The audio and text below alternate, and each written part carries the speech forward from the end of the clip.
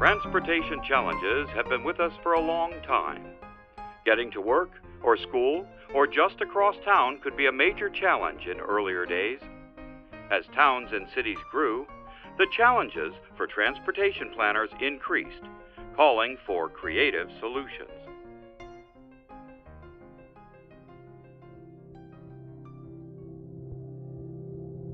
Between 1960 and 2002, Florida went from being the 10th most populous state to the 4th most populous state in the U.S.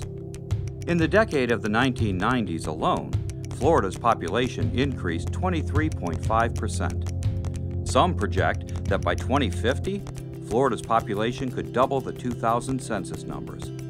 All of this growth has had an impact on our economy, environment, transportation efficiency, and the quality of our lives.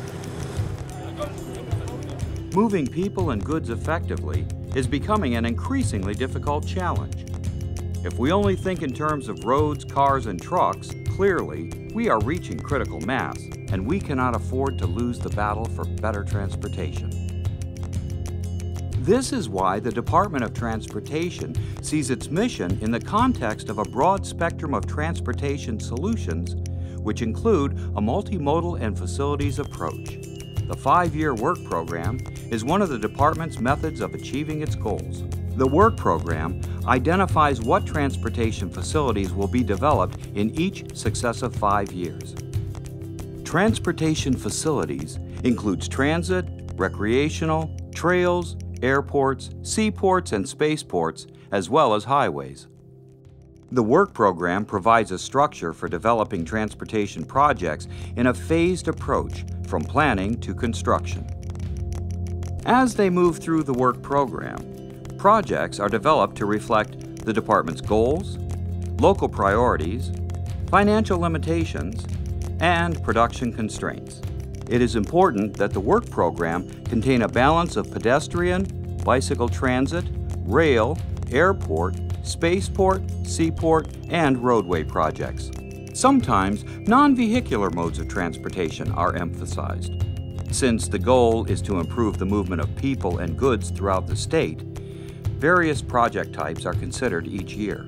Some common examples are projects to improve airport and seaport access, rail improvements, enhancement of overland freight routes used by the trucking industry, roadway alignments, and intermodal connection. Across the spectrum of projects, land use and economic impacts are weighed. FDOT works hard to balance the best overall decisions for the area.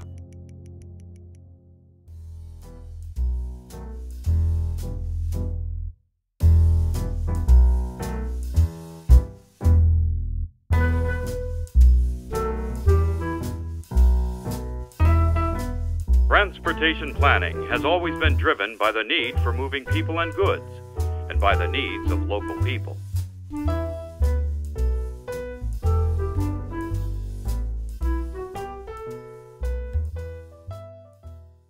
Involvement and input from the local citizens and planning organizations is also a critical part of developing the 5-year work program. Because there are so many factors and voices to be heard in the process, transportation development takes time. There is much more involved behind the scenes than most people realize. Metropolitan and transportation planning organizations identify specific transportation needs in urbanized areas. The MPOs and TPOs, comprised of elected officials throughout the region, are designated official transportation planning agencies by federal law.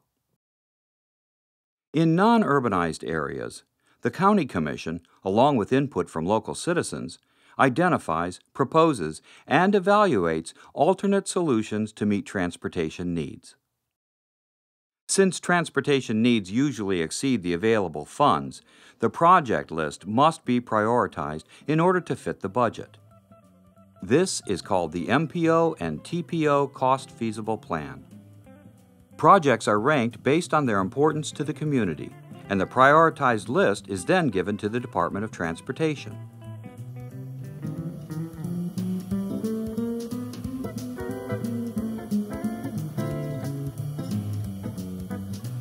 Roads, bridges and transportation improvements dramatically changed the face of our country. The speed of change left some feeling like it happened overnight.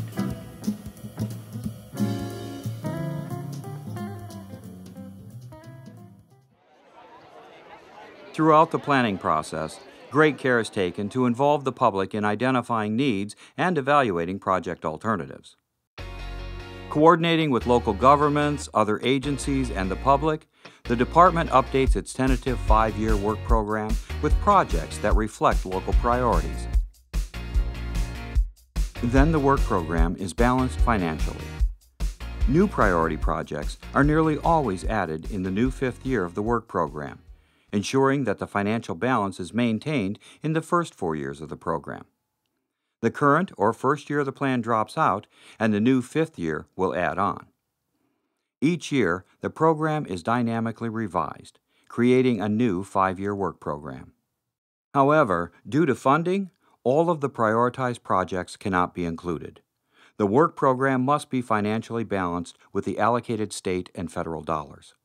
Though the department is heavily involved in planning for all modes of transportation, it is not the lead agency responsible for improvements for airports, seaports, spaceports, rail, and transit facilities. Airport and transit authorities take the lead for their respective facilities. The department plays a significant role in helping finance these facilities through the administration of state and federal grants and other financial assistance. For projects related to the state highway system, the department is the responsible agency. Each year brings a new budget for the work program. Sometimes revenue projections come in lower than what the department estimated, and the department has to defer or move out projects from the program. Defer means that a project phase is moved to a later year within the 5-year work program cycle. Moved out means that a project phase is moved out of the work program cycle to a future year. The work program uses a 6-phase production process for developing each project.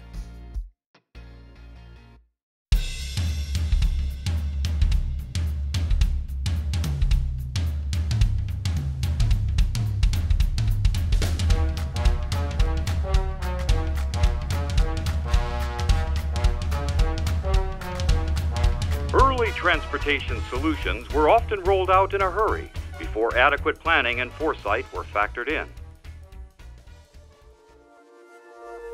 Many aspects of the planning process lead to a project being prioritized for the work program.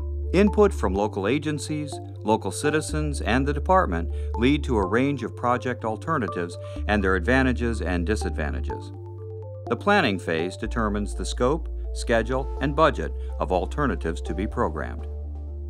The department studies the variety of environmental, economic, social, and historical impacts a project may have on the community.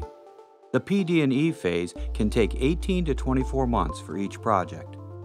If there is significant public opposition or extreme environmental impacts, the project may never be implemented.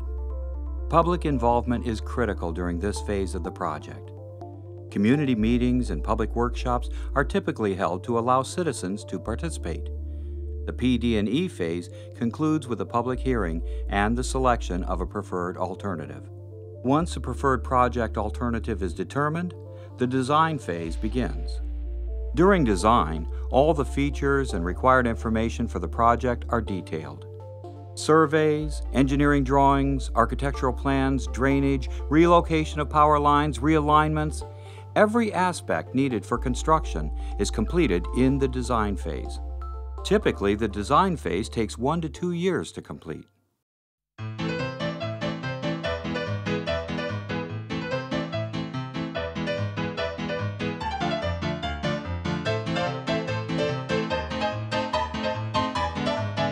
Now, don't get any wild ideas here, but those early transportation planners were really thinking outside the box.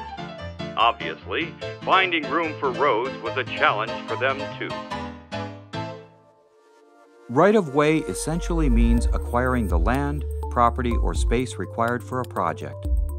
The right-of-way process begins with the preparation of property appraisals, which develop a fair market value for the areas being acquired. Right-of-way agents then negotiate with property owners and/or their representatives to acquire the properties. The acquisition process also includes the functional areas of relocation and property management. Relocation is a federally mandated program to make sure displaced owners are treated fairly when reestablishing their residences or businesses. This phase can take 2 years or longer to complete. After all the planning, design, public input, and right-of-way, a project is ready for construction. For those impacted by the construction process, the best part of the construction is when the project is finished. As we all know, the actual process of construction can be frustrating at times for travelers and adjacent property owners. Safety concerns, reduced speeds, lane closures, entryway obstructions, and travel delays are likely to occur during this phase. The department works hard to make the process as smooth as possible. After the dust settles and the orange cones are removed, a new facility, roadway, or trail exists, improving transportation efficiency. Soon, people forget the old problems that were hindering them before. Once a project is completed, it still needs to be maintained for years to come. The department oversees a variety of maintenance activities, from repaving to improving guardrails, signage, mowing, sweeping, and restriping. Ah, the good old days! We look back with affection, nostalgia, and gratefulness for air conditioning and paved roads. If you've been adding up the years of the phases as we went along, you already know that a project can easily take 6 to 10 years from planning through construction. Because the work program process involves the local public in all phases, projects reflect local priorities and needs. The public is invited to provide input early on, when city and county commissions and metropolitan planning organizations are identifying needs and establishing priorities. The public is also invited to participate in various local meetings held for individual projects as they move through the phases. We hope this video has given you a better understanding of the FDOT work program and how important everyone's role is in improving Florida's transportation system.